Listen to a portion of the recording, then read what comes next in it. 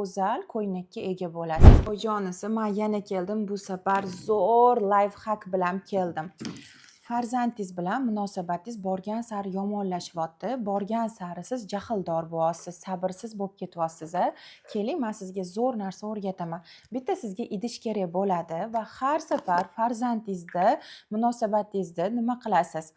Jahl qilgingiz kelganda o'zingizni chuqur nafas olasiz, uspokoyitsa qilasiz. To'xta, 1-2 sekund pauza qilib, mana shu safar men bolamni urishmay deb o'zingizni to'xtatib qolgan kuningiz bittadan makaron donachasini idishga solib qo'yasiz.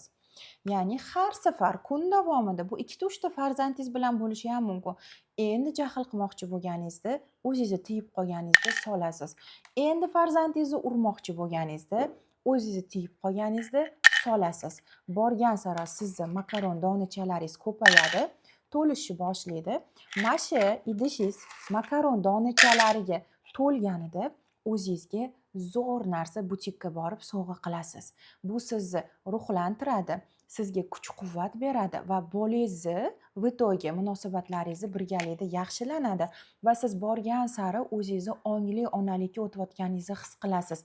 Har makaron donachasini solganda ichingizda men o'zimni emotsiyalarimni ajratdim. Men farzandimga jahl qilmasdan vaziyatni boshqa tarafiga yechim qildim deb ichki ishonchingiz paydo bo'ladi. O'zingizga hurmatingiz oshadi.